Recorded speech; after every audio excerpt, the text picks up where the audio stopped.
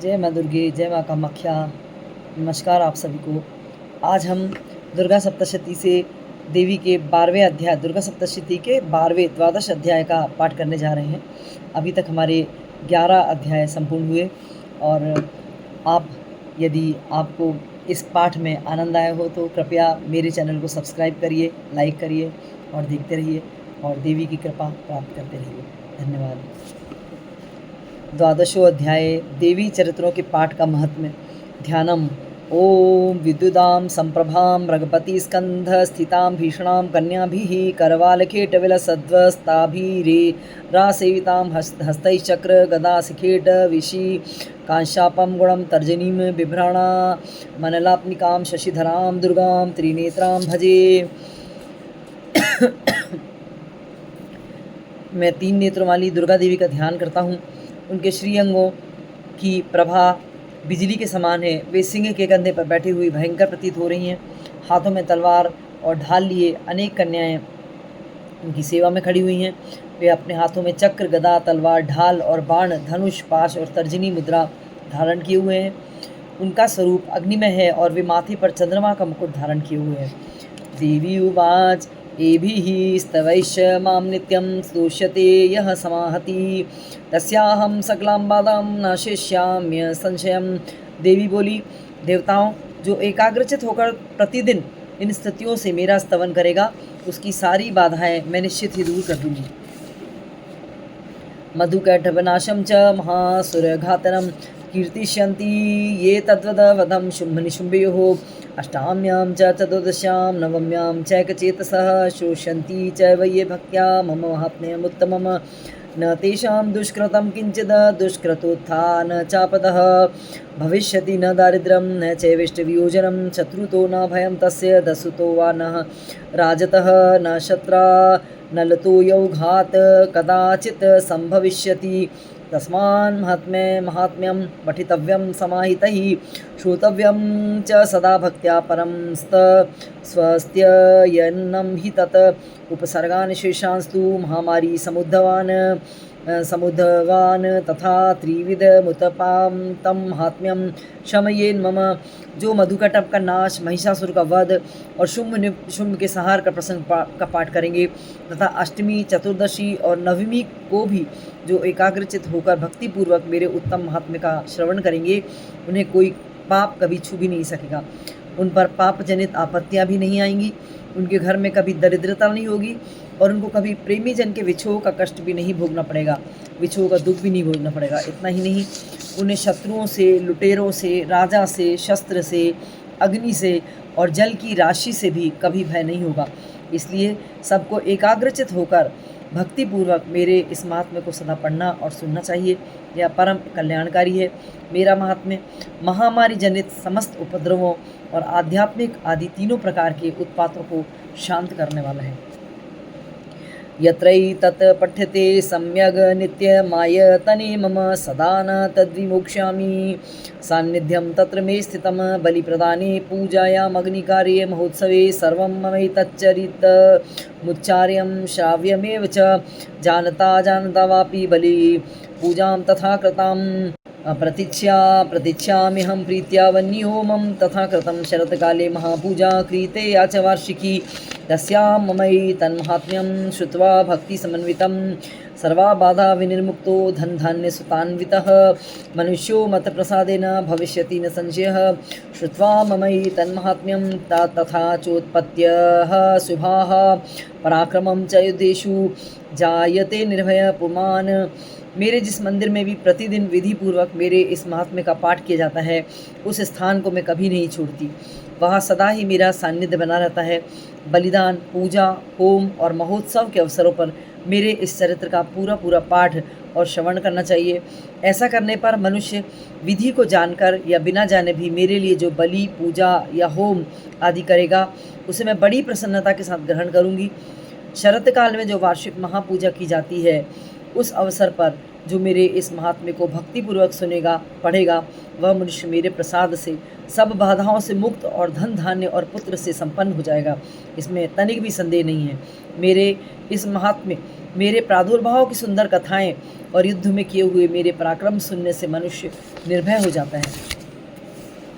रिपवः संक्षयम्यान्ति कल्याणं चोपपद्यते नन्दते च कुलं पुंसां महात्म्यं मम शृण्वतां शान्तिकर्मणि सर्वत्र तथा दुःस्वप्नदर्शिनि ग्रहपीडासु चोग्रासु महात्म्यं शृणुयान् मम उपसर्गाः शमं यान्ति ग्रहपीडाश्च दारुणः दुःस्वप्नं च नृभिर्दृष्टं सुस्वप्नमुपजायते बालग्रहाभिभूतानां बालानां शान्तिकारकं सङ्घातभेदे च नृणां मैत्रीकरणमुत्तमम् दुर्व्रतानां शेषाणां बलहानिकरं परं रक्षोभूतपिशाचानां पाठनादेव नाशनं सर्वं ममैतन्माहात्म्यं मम सन्निधिकारकं पशुपुष्पार्धे धूपैश्च गन्धदीपैस्तथोत्तमः। मेरे महात्म्य का श्रवण करने वाले पुरुषों, मनुष्यों के शत्रु नष्ट हो जाते हैं, उन्हें कल्याण की प्राप्ति होती है और उनका कुल आनंदित रहता है। सर्वत्र शांति कर्म में बुरे स्वप्न दिखाई देने पर और ग्रह जनित भयंकर पीड़ा उपस्थित होने पर मेरा महात्म्य श्रवण करना चाहिए। इससे सब प्रकार के विघ्न और भयंकर ग्रह पीड़ाएं शांत हो जाती हैं और मनुष्यों के द्वारा देखा हुआ दुःस्वप्न भी शुभ स्वप्न में परिवर्तित हो जाता है। बाल ग्रहों से आक्रांत हुए बालकों के लिए यह महात्म्य शांतिकारक है और मनुष्यों के संगठन में फूट होने पर यह अच्छी प्रकार मित्रता कराने वाला भी होता है। यह महात्म्य समस्त दुराचारियों के बल का नाश करने वाला है। इसके पाठ मात्र से राक्षसों, भूतों और पिशाचों का नाश हो जाता है। मेरा यह सब महात्म्य मेरे सामीप्य की प्राप्ति कराने वाला है।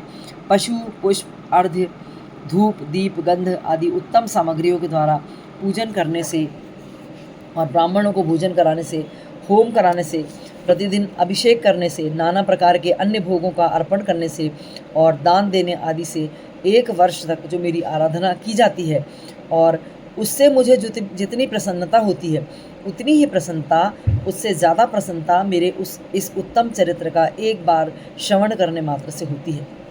विप्राणां भोजनैर्होमैः प्रोक्षणीयैर्हर्निशम् अन्यैश्च विविधैर्भोगैः प्रदानैर्वत्सरेण या प्रीतिर्मे क्रियते सास्मिन् सकृत्सु चरिते श्रुते श्रुतं हरति पापानि तथा आरोग्यं प्रयच्छति रक्षां करोति भूतेभ्यो जन्मनां कीर्तनं मम युद्धेषु चरितं यन्मे दुष्टदैत्यनिबर्हणं तस्मिन् श्रुते वैरीकृतं भयं पुंसां न जायते युष्माभिः स्तुतयो याश्च ब्रह्मर्षिभिः कृतः ब्राह्मणा च कृतास्तास्तु प्रयच्छन्ति शुभां मतिम् अरण्ये प्रान्तरे वापि दावग्निपरिवारितः दस्युरभिवाव्रतः शून्ये गृहीतो वापि शत्रुभिः सिंहव्याघ्रानुयातो वा वने वा वनहस्तिभिः राज्ञा क्रुद्धेन चाज्ञप्तो वध्यो बन्धगतोऽपि वा। और ब्राह्मणों को भोजन कराने से, होम कराने से, प्रतिदिन अभिषेक कराने से, नाना प्रकार के भोगों का अर्पण करने से और दान देने आदि से 1 वर्ष तक जो मेरी आराधना की जाती है उससे मुझे जितनी प्रसन्नता होती है उतनी प्रसन्नता मेरे उस उत्तम चरित्र का एक बार श्रवण करने मात्र से होती है। ऐसा देवी कह रही हैं, ऐसा देवी माँ ने कहा। यह महात्म्य श्रवण करने पर पापों को हर लेता है और आरोग्य प्रदान करता है। मेरे प्रादुर्भाव का कीर्तन समस्त भूतों से रक्षा करता है और मेरा युद्ध विषयक चरित्र दुष्ट दैत्यों का संहार करने वाला है। इसके श्रवण मात्र से मनुष्य को शत्रुओं का भय नहीं रहता। देवताओं, तुमने और महर्षियों ने जो मेरी स्तुतियाँ की हैं, ब्रह्मा तथा ब्रह्मा जी ने जो स्तुतियाँ की हैं, वे सभी कल्याणमयी बुद्धि प्रदान करती हैं।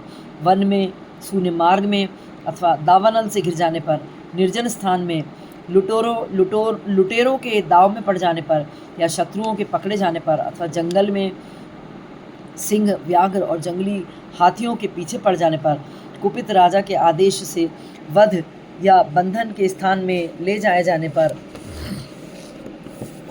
अथवा महासागर में नाव पर बैठने के बाद भारी तूफान से नाव के डगमग होने पर, आगुणितो वा वातेन स्थितः पोते महार्णवे पतत्सु चापि शत्रेषु संग्रामे भ्रशदारुणे सर्वा बाधासु घोरासु वेदनाभ्यर्दितोऽपि वा स्मरन् स्मरन् ममैतच्चरितं नरो मुच्येत सङ्कटात् मम प्रभावात् सिंहाद्यादस्य वो वैरिणस्तथा दूरादेव पलायन्ते स्मरतस्य चरितं मम। महासागर में नाव पर बैठने के बाद भी, भारी तूफान के बाद, नाव के डगमग होने पर और अत्यंत भयंकर युद्ध में शस्त्रों का प्रहार होने पर अथवा वेदना से पीड़ित होने पर, किम बहुना सभी भयानक बाधाओं के उपस्थित होने पर जो मेरे इस चरित्र का स्मरण करता है, इसका जो पाठ करता है, वह मनुष्य संकट से मुक्त हो जाता है और मेरे प्रभाव से सिंह आदि हिंसक जंतु भी नष्ट हो जाते हैं तथा वे अपना रास्ता बदल लेते हैं और लुटेरे और शत्रु भी मेरे चरित्र का स्मरण करने वाले पुरुष से दूर भाग जाते हैं। ऋषिरुवाच इत्युक्त्वा सा भगवती चंडिका चंड विक्रमा पश्यतामेव देवानां तत्रैवान्तर्धीयत ते अपि देवा निरातंका स्वाधिकारान् यथा पुरा यज्ञभागभुजा सर्वे चक्रुर्विनीह तारयः दैत्याश्च देव्यानिहते शुंभे देवरिपौ युधिः। ऋषि कहते हैं, यों कहकर प्रचंड पराक्रम वाली भगवती चंडिका सब देवताओं के देखते देखते वहीं अंतर्ध्यान हो गई। फिर समस्त देवता भी शत्रुओं के मारे जाने के भय से निर्भय होकर पहले की ही भांति यज्ञ भाग का उपभोग करने लगे, अपने अपने अधिकार का पालन करने लगे। संसार का विध्वंस करने वाले महाभयंकर अतुल पराक्रमी देव शत्रु शुंभ और महाबली निशुंभ के युद्ध में देवी के द्वारा मारे जाने पर शेष दैत्य पाताल लोक में चले गए, पाताल लोक में भाग गए। हे राजन, इस प्रकार भगवती अंबिका देवी नित्य होती हुई भी पुनः पुनः प्रकट होकर जगत की रक्षा करती हैं। जगत विध्वंसिनी तस्मिन् महोग्रे अतुल विक्रमे निशुंभे च महावीर्ये शेषः पाताल माययुः। एवं भगवती देवी सा नित्यापि पुनः पुनः सम्भूत कुरुते भूप जगतः परिपालनम् तयैतन्मोह्यन्ते विश्वं सैव विश्वं प्रसूयते सा याचिता च विज्ञानं तुष्टा रिद्धिं प्रयच्छति व्याप्तं तयैतत् सकलं ब्रह्माण्डं मनुजेश्वरः महाकाल्या महाकाले महामारी स्वरूपया सैव काले महामारी सैव सृष्टिर्भवत्यजा स्थितिं करोति भूतानां सैव काले सनातनी भवकाले नृणां सैव लक्ष्मीर्वृद्धि प्रदाग्रहे सैवाभावे तथा अलक्ष्मीर्विनाशायोपजायते। हे राजन, इस प्रकार भगवती अंबिका देवी नित्य होती हुई भी पुनः पुनः प्रकट होकर जगत की रक्षा करती हैं और वे ही इस विश्व को मोहित करती हैं और वे ही जगत को जन्म देती हैं और वे ही इस विश्व को मोहित करती हैं और जगत को जन्म देती हैं और वे प्रार्थना करने पर संतुष्ट होकर विज्ञान और समृद्धि भी प्रदान करती हैं। हे राजन, महाप्रलय के समय महामारी का स्वरूप धारण करने वाली ये महाकाली ही इस समस्त ब्रह्मांड में व्याप्त हैं। वे ही समय समय पर महामारी होती हैं और वे ही स्वयं अजन्मा होती हुई भी सृष्टि के रूप में प्रकट होती हैं और वे ही सृष्टि का नाश करती हैं। वे सनातनी देवी ही समयानुसार संपूर्ण भूतों की रक्षा करती हैं।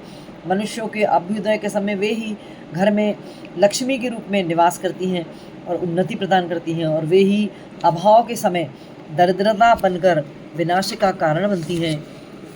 स्तुता संपूजिता पुष्पैर्धूपगन्धादिभिस्तथा ददाति वित्तं पुत्रांश मतिं धर्मे गतिं शुभां। पुष्प, धूप, गंध आदि से पूजन करके उनकी स्तुति करने पर वे धन, पुत्र, धार्मिक बुद्धि और उत्तम गति को प्रदान करती हैं।